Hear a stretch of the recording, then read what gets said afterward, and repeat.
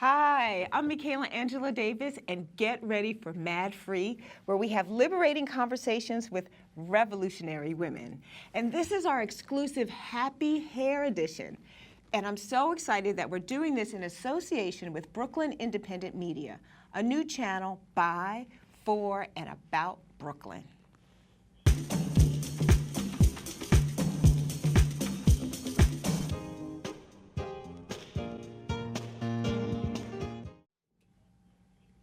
Hi, welcome back to Mad Free, and I'm so happy that we're having our happy hair conversation. This conversation in particular is 13 years in the making.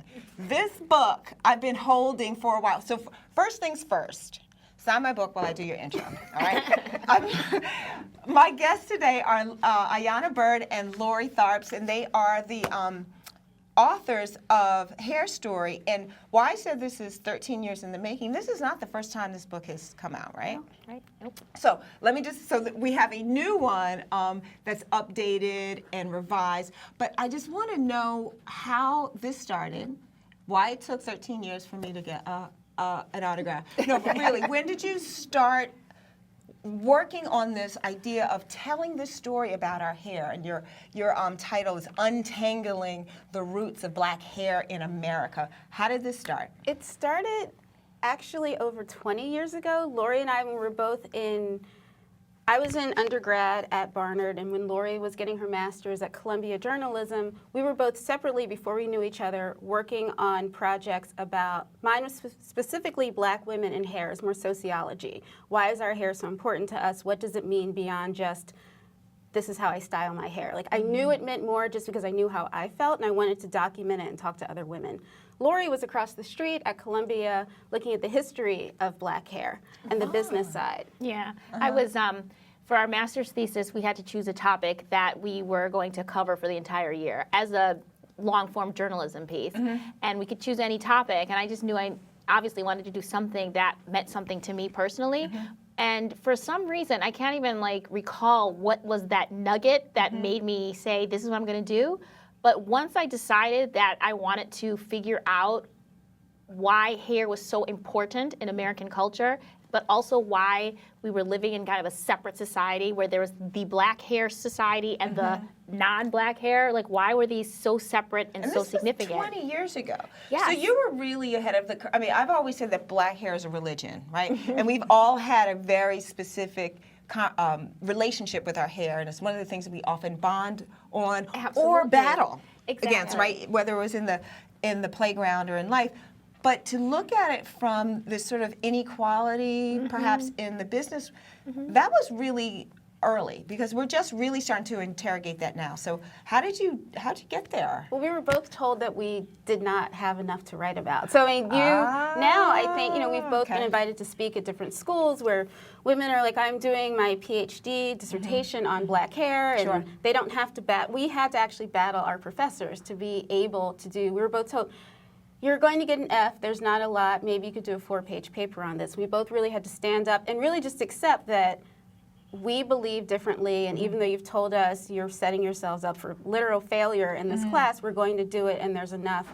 And both of our professors told us, oh, you should turn this into a book. Lori was invited to her professor's house after she handed in her paper, and she apologized and said, this is amazing, I didn't know about this, you need to turn this into a book. Which, then maybe 7 years later, we did that. We met each other. But we were, both of us kind of went out on a step, we went out on faith, thinking, all right, we said, I know that there's something to say, but there weren't books, and even when we finally met, we met at Vibe magazine, we were both working as fact checkers, and our boss told us, do you know you both have this weird fascination with hair? Even then, when we decided that we were gonna write a book, combining our two projects, we still had to, fight people to say that there's something important here to talk about. Right. But we really were kind of young journalists at the time, and we even were thinking, where are we going to find all of the information we need? And we had to go, there weren't books already written. We had to go back to original sources. We had to go to primary sources. We had to look at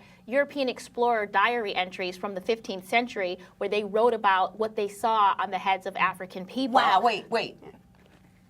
you guys at home, I know you might want to talk about it because you're getting to something here. We want you to interact with us on Twitter and Facebook and Instagram and all social media places. Our handles are on the screen because what Lori and Ayana are talking about are gonna, I'm sure, get you talking. And me, I'm at Michaela Angela D.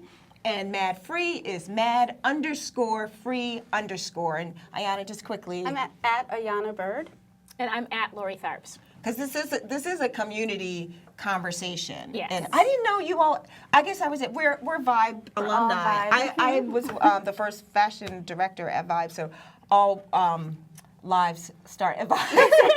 I think so. but it was the dawn of this kind of journalism with this. We were starting to define our times, and I think that's what we're getting to here, like that the fact that you saw that something was important enough to, and this is why journalism and writing is so important, not just having this great big social media imprint, but putting it down for generations to come. So once you write a book, that means that it was important to organize and to chronicle, and so you're saying you had to go back. We had to go so far back. We went, we again had to go. We spent a lot of time at the Schomburg. We could have moved in as often as we were at the Schomburg. We were looking at old magazines. We literally had to see what was society saying or producing when around black hair. And of course we talked to professors, and we also talked to hairstylists from who were working in the 40s and 50s to hear from their experiences, and any other everyday person, because anybody with black hair had a story to tell.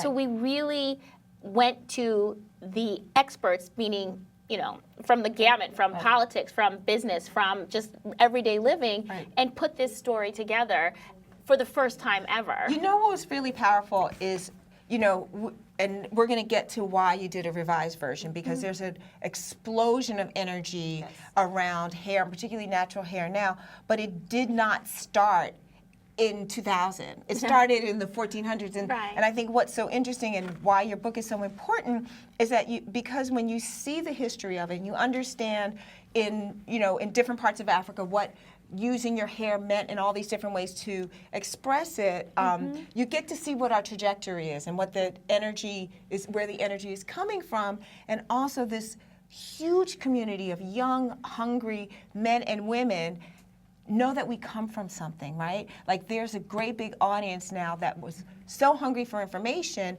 and now you have it. So why did you do it again?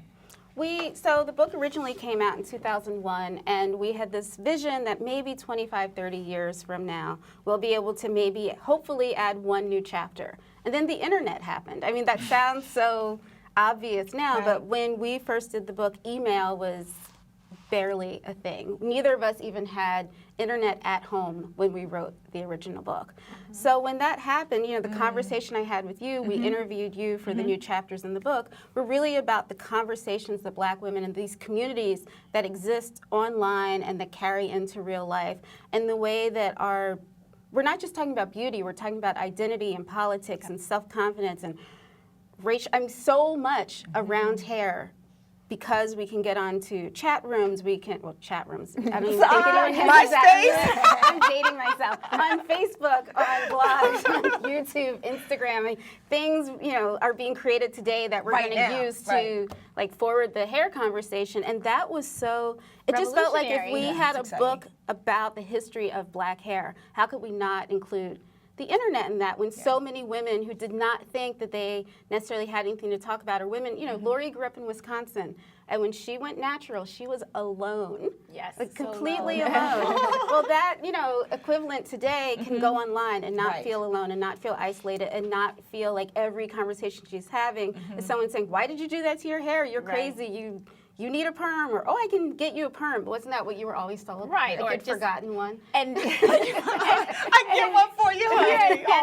But even the product angle of it also, the internet affected the ability to sell products. Whereas those of us who lived in Brooklyn, if you wanted to get products for natural hair, you had to go on the street to the guy selling the green grease on Fulton Mall. Blacks. Right. Yeah. And now because of the internet, women and men, but mostly women, could create products and distribute them in a way that they would have never had the possibility of before. So the internet affected the business, it affected the culture, but also there was just, we committed to chronicling the story of Black hair in America, and that story did not stop in 2000. Things continued to happen, both good and bad, that we felt, again, if we're still the only book that does this, we can't stop talking about it. And so we wanted to make sure that the story continued and was as updated as possible. And we literally were adding things to the manuscript until the day we handed it in to our publisher, because you can't live in this country and not realize that someone's got fired from their job because of their hair, or somebody made, like Gabrielle Douglas in the Olympics, that conversation, or somebody started a new business, or a business was sold that really got people talking again, and it has to be documented because it is that important. I've also have said that our hair is a repository for our history, our hysteria, our glory, and we've been silent for so long, and that's why the internet and social media has opened this floodgate of all these voices coming in and all this energy coming in, and so it's going to keep coming and keep coming and keep listening. But I think what's interesting too is that you were looking at the business end early, and we're a couple blocks from Target. I know we were having this conversation before. We can go over to Target right now and get Carol's Daughter, Hair Rules, Shea Moisture, all these different kinds of products that were not there, that you had to either, like you said, get it on the street, or go to the hood, and go and crawl through some aisle to find pink lotion, and which didn't even work most of the time. No. These products you'd be going to all who knows where, buying products that, again, didn't do what you wanted it to do. But the people are demanding. I mean, this is what revolution is, right? Yeah. When people move things forward, and the energy that so many women have had around wanting their stuff. Like, girl, we want our stuff. We want things that are going to do well, smell good, look cute. Yes. And be healthy for us, and not full of things that we can't pronounce, and not looking at our hair as though every single Black person has the exact same kind of hair that responds exactly the same way to products. When white women have, I mean, really, if we walked to that same Target and looked at what was available, fine. I mean, adjectives, I don't even know what they mean for white hair, but we were all expected to use the black hair, the black hair product. I mean, just look at and any given day, our hair changes texture too, right? Like, this is a conversation that we're going to have with another friend. We were talking about how we have to wake up every morning and have a new relationship. Yes. Like the weather, like it's raining out there, right? Right. So we know that something new can happen on top of our head just because of the weather. But what's interesting is that we have to have relationship now, right? I feel like so much of our history has been to let someone do your hair, right? Whether it was your grandmother trying to control it into a bun, or fix it, or change it, and you didn't want to know about her. You didn't want to touch it and know that on this day it can be a different. But now when you go on YouTube, oh wait a minute, you have to. You have to tell us what your term is for the black hair porn. Like, I cannot. It's like you get addicted to these YouTube videos. Yes. And to defend my addiction, I have to say hair exactly porn. as you said, it's hair porn. Yeah. Say it what it is. The thing is, like, exactly what you said, like, I every day am like, I didn't know my hair could do that, or like, because it's humid, I didn't know my hair would look like this, or so. It's an exploration of all this that previously we were trying to straighten it or submit it or something, and now we're celebrating it. So you want to go online and see what products, what styles, what techniques you can use, and that is that to me is revolutionary. That is a new conversation. That is a whole new attitude that we as Black women can have about our hair, and like exactly what you said was so key. We never wanted to touch it. People didn't want to touch and feel it and luxuriate in our hair. We wanted to get it straighter. That's right.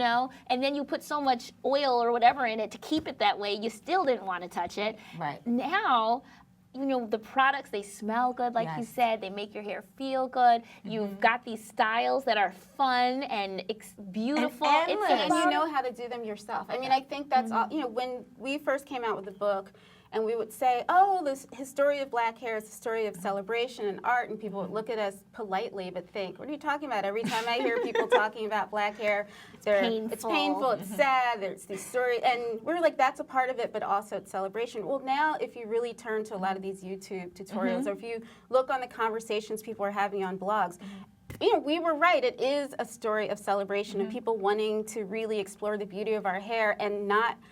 We weren't born feeling ashamed of our hair, and now there's this whole other conversation coming in, letting us know, don't bring the shame on, don't feed into these ideas that still exist in the world, right? Sure. Not like the rest of the world logged onto one website and it's like, yay, black hair. I mean, there's still a fight going on, but there's the other side is really like we've really been reinforced in being able to say like, we're beautiful the way we are. We can celebrate it. We can change it. If I want to get a weave, I mean, that's not to even put down women who are not natural. I mean, that's part of, why I'm framing this as a happy hair conversation, because it's really about being, at the end of it all, it's about being happy. And happiness is a discovery, right? And so, and then I think that's one of the things that's so exciting about seeing this community and going online and seeing women of all ages from 12 to 80 discovering what their hair can do, and seeing them make all these shapes and these beautiful, like, I don't even know how they have the time. Like, like my freedom hair is about as far as I can go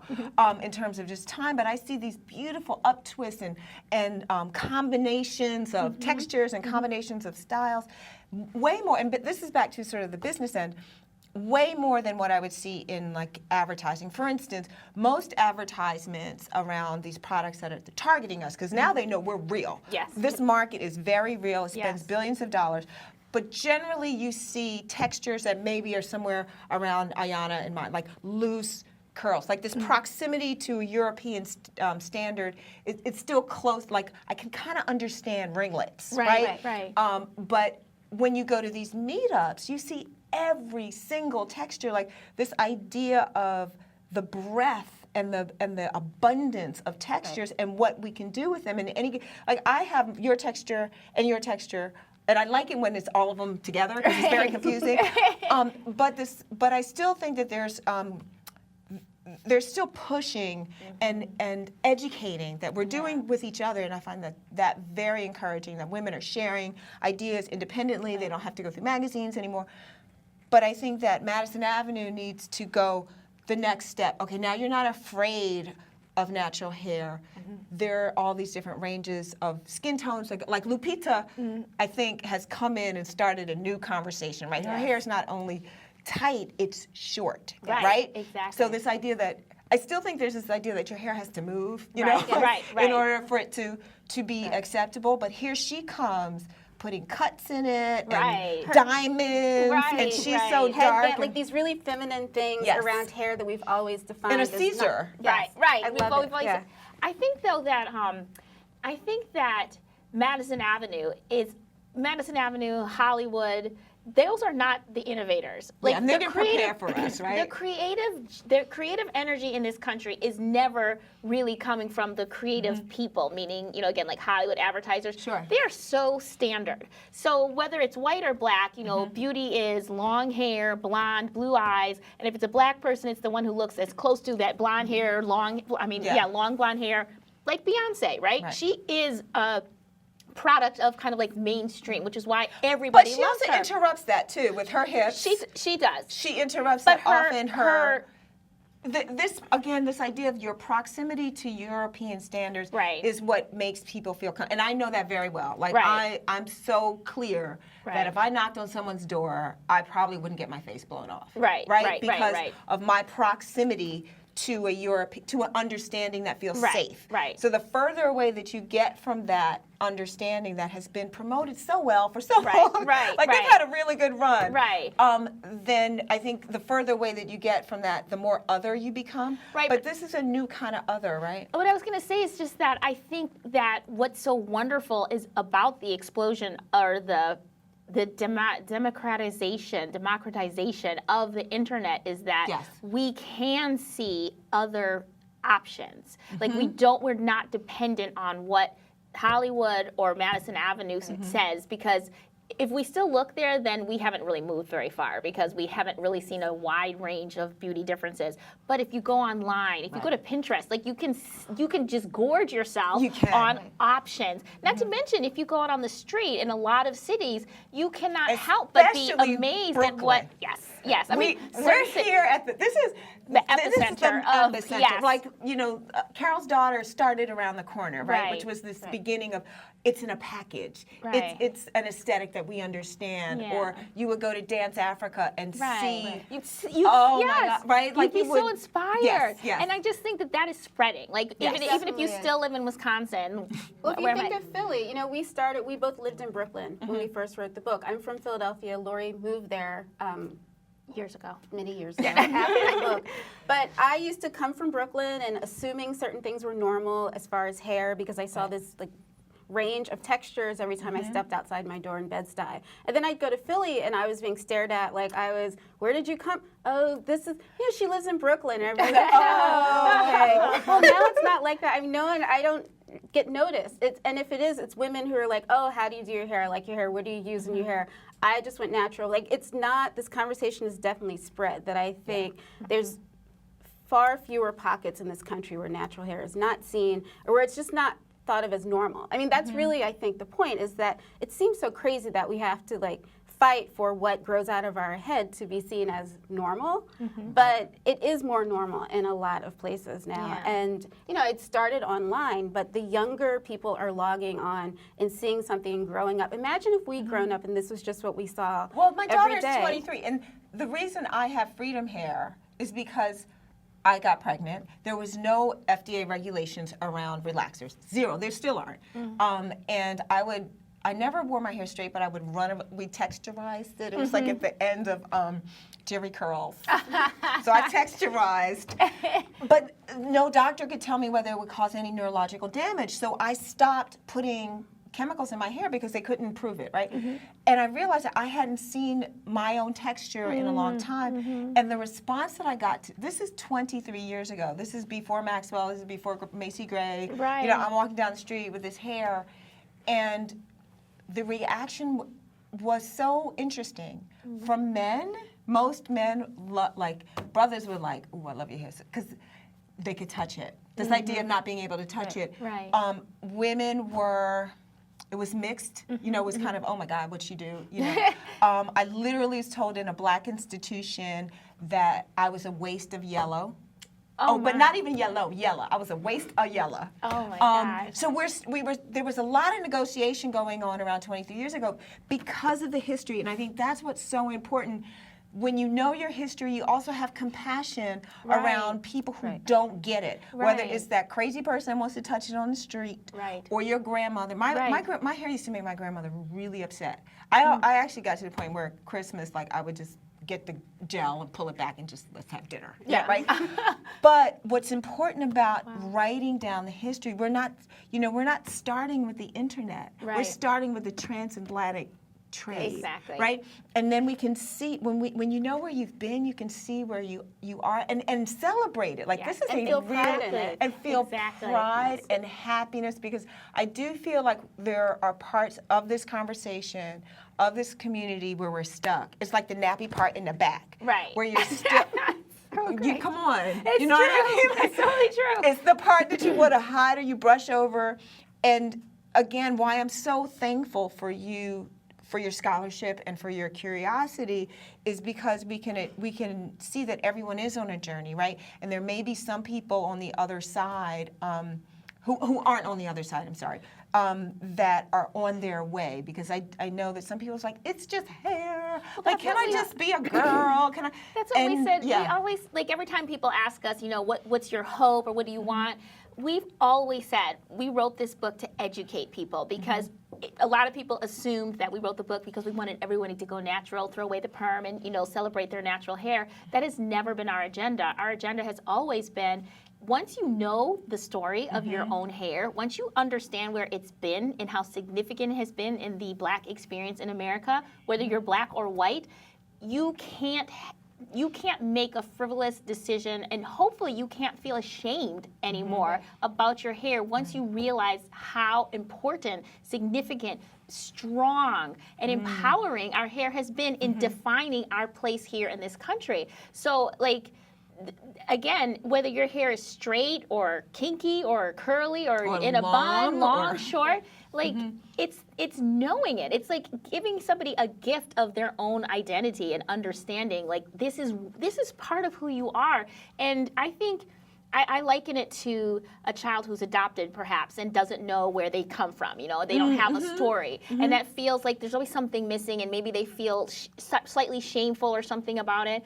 And then you give them their birth story, or they meet their birth parents, and suddenly they feel whole. It's the Lori, same that's thing. beautiful. I'm sorry, I just got the clap. But it's the same thing. It's like, here's your story. Here's your You don't story. need to, because it's so much of what we always say, like, why do I feel like this because of my hair? Why do I have to negotiate or feel ashamed or like cover it up or fix it? It's because we don't know, we don't understand, you know, what was done to us, like mentally, with telling us that our hair was, you know, like an animal. We don't understand that we were denied access and entry. All these things happen, and yet our hair, it didn't fall out, it didn't disappear, it has retained. Yeah, but I mean, like, Let's be clear. but like it's still so unique. But it comes back. Still unique. It Yes. is still what it was 500 years ago. Do you know what I mean? Like, it is still not white hair. It did not assimilate. Our hair is still that powerful force that has the unique qualities that only black hair does. And you know what? Again, what I love too is the sisterhood that you all have created too,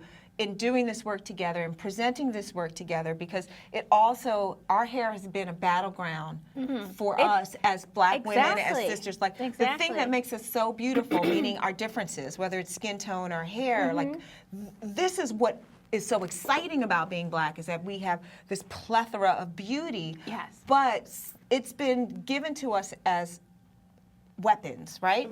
And so, And always on a hierarchy. This Yes. is better than this. And better, good, bad.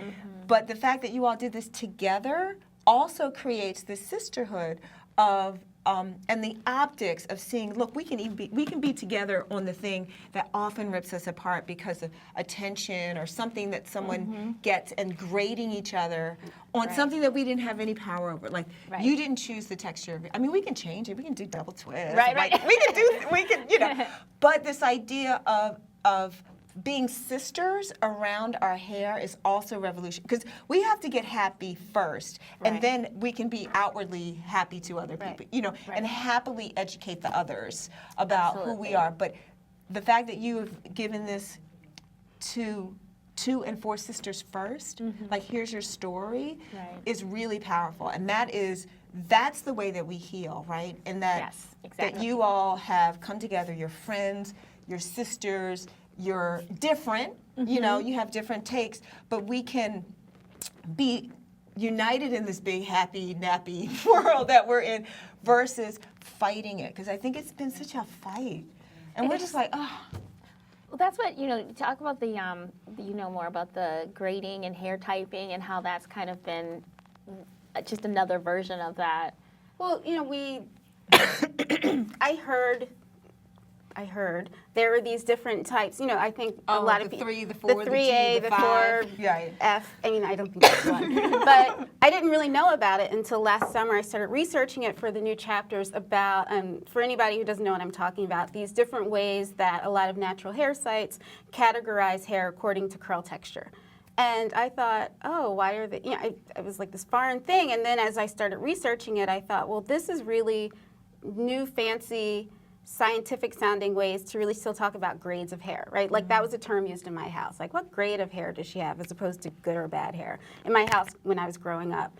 And I thought, okay, in some ways these divisions are good if you're just looking at like photo archives and you want to see, oh, this is my hair texture, these are pictures of it. Here's an easy way to look at it.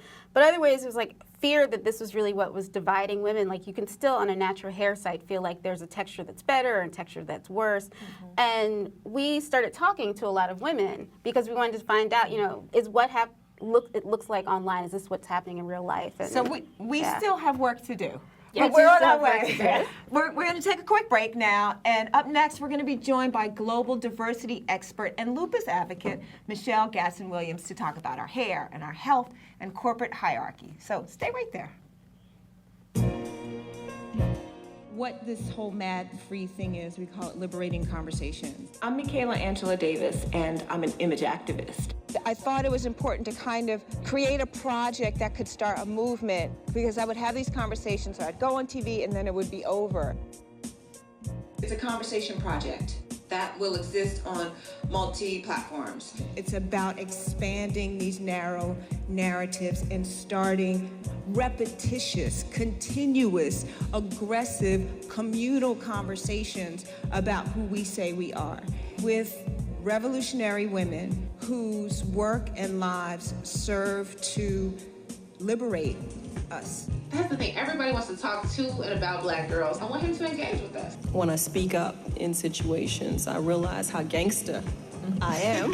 Her whole everything, her whole essence changed. She feels more comfortable with herself. Our hair can change form, change shape, and adapt to whatever. It's not really that surprising to hear that a Black woman in an environment like Princeton would feel a sense of double consciousness. Older Black women mentoring younger Black women, I think that's a lovely relationship. What makes me powerful is how you see me. I am me. The end result, I hope, is happiness and a sense of psychological and emotional freedom. I will sit at the feet of Angela Davis. I will sit at the feet of Sonia Sanchez. I will sit at their feet and learn and listen, but also I have to know how we do it in this generation.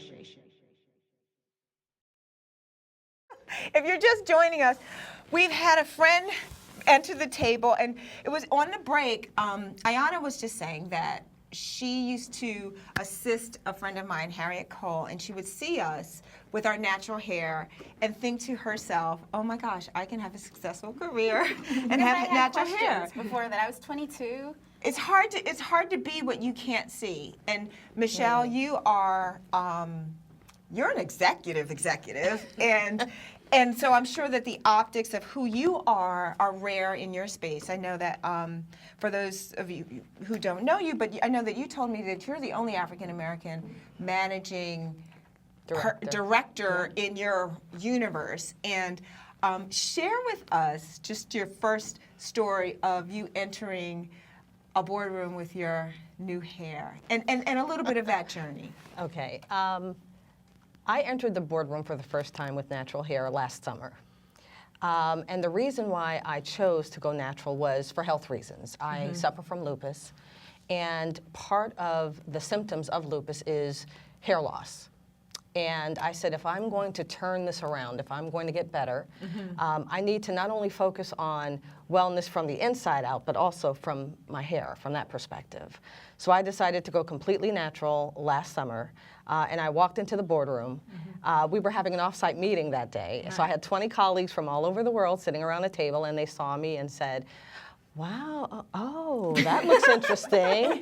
And I said, yes, it does. So it conjured up an interesting conversation because it's a global audience. They don't know the first thing about the whole natural hair movement. Right. They don't understand the history behind it. So it conjured up a 20-minute conversation at this particular meeting, which I welcomed. Because for me, to demystify, to debunk all the questions, let's talk about it. So it was me meeting them where they were. And it was really promoting education and awareness about the whys and wherefores in terms of why I made this decision. I do work for a Wall Street firm, so it doesn't get much stodgier than that in terms of how I show up. No one would ever know, because you're looking really fly right now. I don't see anybody on Wall Street Thank looking you. like you, but yes. Yeah, so I think it was a real transformation for Black women, particularly those who work on Wall Street. There are several of us who do have natural hair, different degrees of natural hair and what that it looks like. But for me, within my firm, as a managing director, I'm the only managing director, African-American female, that has natural hair, so to speak.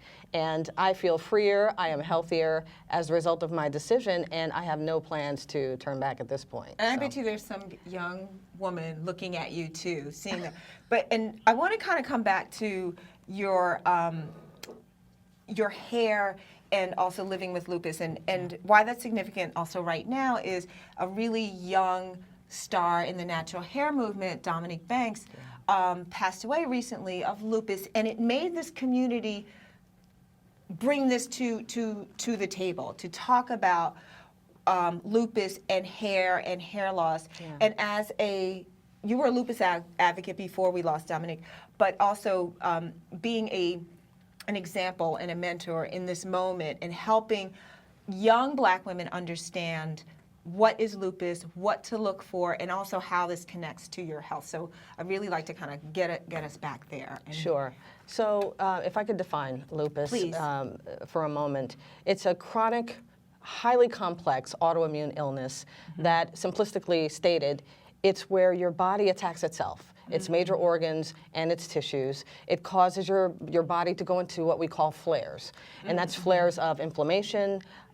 It's the flu that won't go away. So you have these unexplained fevers. You have swelling, and it's horrible. So with me specifically, my flares will send me to the emergency room. I have fevers that spike up to 103, 104. I'm swollen. I have pain, chronic pain that only things like morphine can fix. So for me, it's quite serious. I have lung and kidney involvement. Also, it's attacked my neurological system. So it's been quite a devastating few years. I was diagnosed in 2005. So it is quite serious. It took 3 years to get diagnosed. Once the symptoms started presenting themselves, it started off with a mild flu here and there. It would come and go. My ankles would swell here and there. I said, well, I am over 40, so maybe that's why my ankles are swelling. And I'm on a plane every other day. Maybe that's why my ankles are swelling. But it just got progressively worse. And so I would go to the doctor, and they would say, oh, well, it's... You're from New Jersey, maybe you have, what do they call Lyme's disease. And I said, Lyme's? Oh, okay. I live in Deer County, so to speak, and there are deer roaming around my backyard, so that was not far-fetched. So I said, okay, so I have Lyme's disease, so how do we treat that? So initially, I was treated for that. That didn't go away, so over time, I had to continuously see, I saw probably 3 or 4 rheumatologists. You know what, Michelle, let me hold on for a second, because I know that people are going to want to join this conversation, because it's a new critical point that we're at. So if you can tweet along, share your comments on Facebook, and also address some questions, right, on all our social media platforms. Michelle, what's your Twitter? Because I'm sure people will have questions now about lupus. Absolutely. And we'd love to have you share. It's M. Gadsden, Gadsden, William, no S at the end. Okay, M. Gadsden-Williams on Twitter. So you've hit to something, I think that happens also a lot with Black women, because I know I haven't, not nearly the same kind of autoimmune disease, but this idea that, oh, you're over 40, you're stressed out, like our symptoms get dismissed, like you're having some kind of hysteric moment, and but something in you told you to keep going. How did talk about that? Well, it took a while for me to keep going, because I think culturally we just don't get to the doctor as we should, and I probably should have gone probably 2 years into the whole symptom manifestation process. We just keep working. We just keep working, and we're almost taught. And my parents are from the South, so culturally for me, you just keep going. A headache, you take an aspirin, you just keep moving, and that was my remedy for myself. It just got progressively worse, where memory loss was happening. I would stand up in front of executives, and just common words wouldn't even come to me. I would look at your face and not even remember your name. So it was starting to get progressively worse, incredibly chronic. By the time I saw a doctor in Switzerland, which is where I was living at the time, he said, if we don't get this under control, you will not live to see your 50th birthday. Wow. And I just had a birthday 2 weeks ago. I'm not going to tell what my name is on television, but I'm 50. I got very comfy with how uncomfortable that was a while ago. But, I'm a little amazed that Michelle has a really big job, that you were able to do that while managing a disease that was doing these things to, how did you do that? Well, I've had help. Okay. I'm going to be honest with you. Okay. Well, the first thing is when you receive a chronic diagnosis like that, I was a well woman before all this happened, and once I understood exactly what this disease was, and I went on WebMD and I did all of my research, I joined a board, the SLE Lupus Foundation Board of New York City. Okay. Because one of the things for me that I needed to understand was, so what is this illness? How do we, there is no cure, so how do I live with the new normal of being a lupus sufferer? I sought out the help of a wellness coach in Los Angeles, AJ Johnson. Oh, great. So AJ. she's been amazing in helping me to create just a new normal for me in terms of diet, managing my stress, managing my crazy lifestyle. I have a global job, so I'm on a plane a lot, and just keeping me on the straight and narrow, because I like most overachievers, I was all over the place, and I was not managing my home life properly, my work life, and it was just stress. My life was just one ball of stress. And how did this ball of stress affect your hair? Hair loss. I mean, Hair I was loss. Thinning. I would comb my hair. I was almost like a chemo patient, so I would comb my hair, and there was, you know, a lot of hair in the comb. It was just really, it was sad for me. That was a really dark time for me, because I think I almost was mourning my wellness for a while. And that's why I sought the help of a life coach, because I did go through this, why me? You know, why now? I was just promoted to the job of my dreams. I had just moved to Switzerland. My husband retired from his job. He moved to Switzerland, and all of a sudden, you're diagnosed with this illness with no cure, and you have to figure out, so now what do I do with this information? And how am I going to live the rest of my life? So I just made some conscious choices for myself. I will probably not retire from working at 65. I will probably retire maybe in my mid-50s. I'm putting that on record here today. So I just think that for me, I'm not like everyone else, and I understand that fully. There are things that I'm doing for me now. There are conscious decisions and choices that I'm making for myself in terms of how I live my life. I have no desire to be anyone's CEO or anything like that. I'm in the job of my dreams. What's important for me and what I'm incredibly gratified with every single day is to help the next generation of leaders succeed. So if I can do that, then I'm doing my job. I also sit on 6 boards, non-for-profits. Oh my gosh. In New York City and outside of New York City. So I'm doing the things that I want to do. So with help, I've been able to live and lead a normal lifestyle. What would you want this community that's watching, these mostly probably young women of color that are having their, you know, hair explorations, what would you want to say to them? I would say, you know, career is everything. I was there once, and I put my career ahead of a lot of things. And I think the biggest life lesson I've learned is I did not pay attention to the signs, my symptoms, and I ignored them for probably close to 3 years. Pay attention to your body. Go to get your annual checkups and visits. Go to the doctor, even if it is a headache. I thought that I had a flu. I really did. And Lyme's disease, I said, okay, I'll take some antibiotics and everything will go away and I'll be better. Well, that didn't happen for me. So one of my biggest regrets is not paying attention to my body, not being my own advocate and champion. I would go to the doctor without as much as a pen and a piece of paper.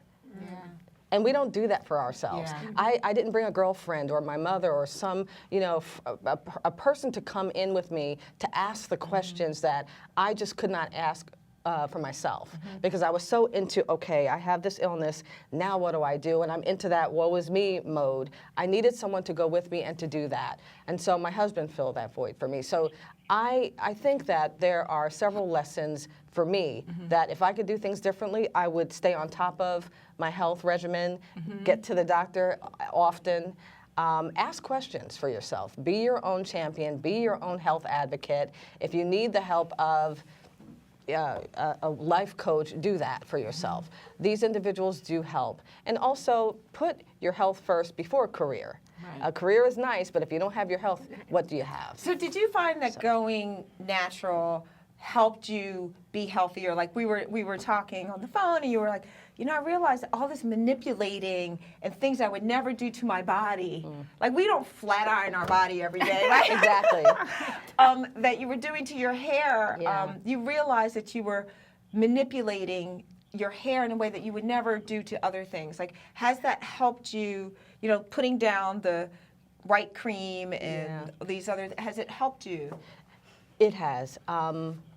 the piece of the puzzle that was missing for me in terms of my wellness regimen was my hair. So I was doing all the right things in terms of diet and exercise and all of that, but I was still flat ironing. I was still exposing my hair to the elements and all the things that we do to our hair, which keeps it not as healthy as it could be. So last summer I had my 13th surgery. Wow. Yeah, and that one was not lupus related, but over years I've had several medical conditions, but last August I had another surgical procedure, and before I went back to work, I said, if I'm going to be in remission with lupus, if I'm going to be a well woman, I need to take care of not just the body, I need to take care of my hair as well, and cut out all the flat ironing and all the things that will transition me to look the part in a corporate setting, because of course that's top of mind for me. I'm in a banking environment. I wear the uniform, and part of the uniform is the hair, and I wasn't taking care of my hair. So no more white cream, no more none of that. I've been natural for over 10 years. When I moved to Switzerland, I haven't had a perm since way back And when. so or why relaxer. Switzerland? I Meaning, like, I know I went natural because I knew that the government didn't know what was going in my hair. Right. In Switzerland, was there anybody there with ovens? You know what? Well, that was also the other reason for me to go natural was there was no one who looked like any of us sitting at this table who could manage, who could style textured hair. Right. Women of color. There was no one who looked like me anywhere. The closest thing was we had a very large Dominican community. And so I went to the Dominican hairstylist. But Just like we do in Brooklyn. Just like we do in Brooklyn. And so I had a lot of heat damage because there's a lot of blow drying and all of that. So They go hard. Yeah. So it wasn't healthy at all. So once I moved back to the States a year or so ago, I decided no more blow drying, no more flat ironing, none of it. So, and then once I got sick last summer and I had the surgery, I really said, none of it. It's just not going to be part of my daily regimen anymore. Ayana and Lori, the health piece in natural hair and the governmental kind of regulation, is that anything that you were interested in finding out, like our relationship to what we do with our hair and our health and also politics? Well, excuse me, we were just talking about how, the desire to straighten our hair started, in slavery. The straightening our hair by any means necessary was not about getting cute. It was about looking more like Europeans so that you could have a better life, literally. So it's the same in the boardroom, right? Yeah. So it's not, it wasn't like this, our ancestors were doing, creative and ingenious, but extremely dangerous things to lighten their, they would eat arsenic, they would do all kinds of things to lighten their skin and straighten the hair that were, you poison yourselves, in any number of ways.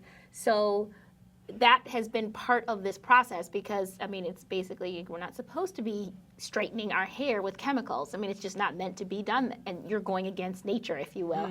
So we did, we didn't discuss it specifically as a health issue per se, but in our research and talking about different products, there was, the time when the government demanded to put labeling on certain products and, mark them as dangerous or not. Actually, was more of an issue of it hurt a black-owned company and not a white-owned company because the black-owned company was made to put the label on their product and the white-owned company harmful.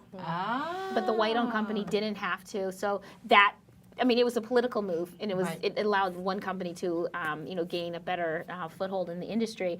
But that is that's kind of like the Kool-Aid that we believe that the danger, beauty hurts, the sores, all of the things that it would take kind of how could you not know that this product you're putting on your hair was possibly dangerous when you could bleed or it would burn your, burning scalp, not good, More importantly, why are there not studies, right? You researched that. You were a journalist. You had the skills to really do research when you were pregnant to see what relaxers could do. And you cannot get a definitive answer. And I think the bigger question is why? Why can we not find out something so simple? I've never had a child, I can list 20 things that I know pregnant women are not supposed to do because it's just out there as common knowledge. But this thing that over 70% of black women in this country do, we do not have the common knowledge of if you can do it when you're pregnant. And I mean, that's intentional. It's not just like no one thought that would be a good study. So I'm probably studied like what this pen means to our health, but not relaxers. So I feel maybe another book. We have a natural hair activist in our intimate studio audience. Do you like to ask a question? I would. Yeah, right there. My name is Rodimus Julian. Thank you for having me. This is more of a history question. What is the difference with the natural hair movement of the late 60s and 70s versus today? And what happened to the momentum of that movement? That's a great question. Basically, I think the biggest difference, the 60s political movement that went, was part of the civil rights movement was really, it was a political movement, whereas the natural hair movement in the 21st century is a beauty movement. It's a beauty revolution. What we were talking about before, in the 60s, it really was there was a way to say to white America, we're not going to assimilate. We deserve equal treatment this is who we are, and we don't need to hide ourselves anymore. Whereas today's natural hair movement, it's about celebrating our beauty. It's about having fun. It's like finding the fun and celebration in our hair. There was something very, very powerful, though, in the statement, Black is beautiful. It was really putting the political and the beauty, because beauty in this country is very political, right? And so I feel like there was something really encouraged, like we needed to hear that then. We needed to hear Black is beautiful as a mantra so we could get up and get out. But the feeling now is what?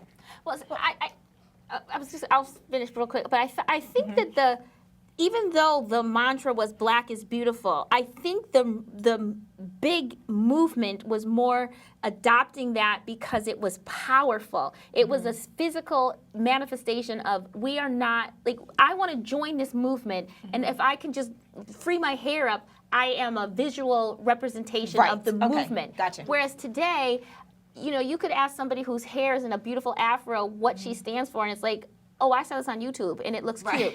Like there's nothing political about it. But it's political in that Black women can now find beauty. Like our hair is devoid of meaning, is political because it's beauty. We have never been allowed to be engaged in a beauty conversation. And it's men and women. I mean, we heard what happened on the campus in Hampton, where the brothers that were in law school were business school, were told not to wear locks. So there's the politics of, the hair politics are still being acted out in other people's imagination. Right. You can find people who are like really down with the struggle that have a straight bob, and then people whose hair looks like me and like, has no political leanings. You can't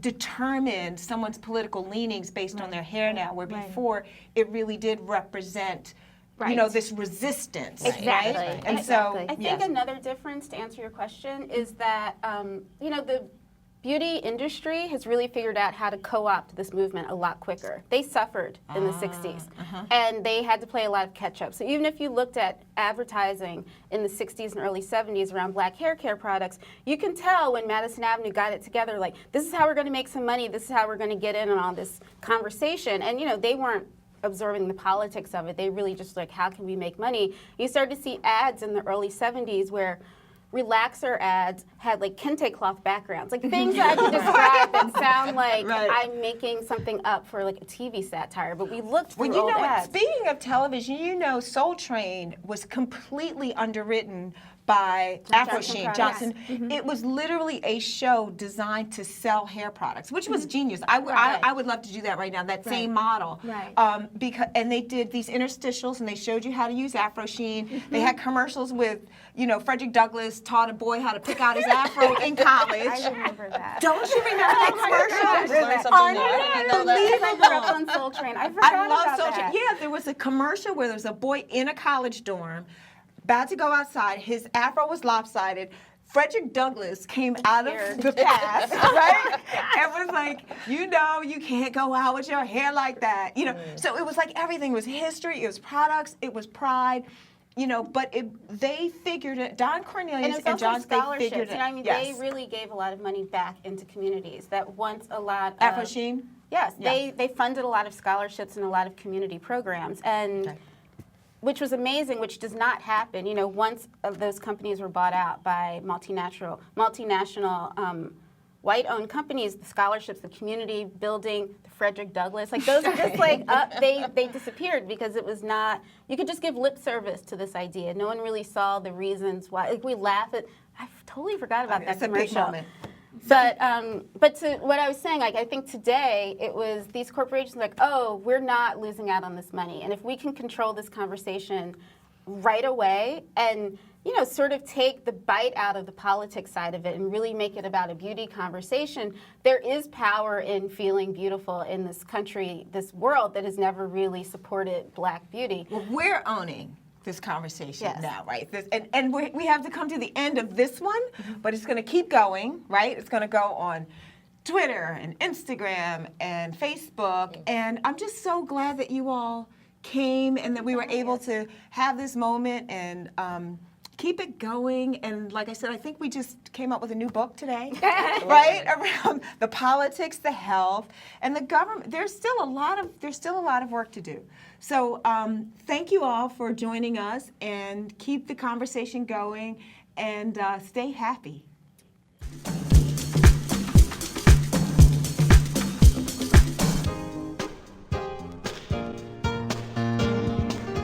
I'm Michaela Angela Davis, and I'm an image activist. I want to let you know about a new show coming this summer to Brooklyn Independent Media, a new channel by, for, and about Brooklyn. Each week, the Brooklyn Supernaturals will look at issues affecting women of color through the lens of natural hair. Learn more at brickartsmedia.org or at their Facebook page at Supernaturals BK.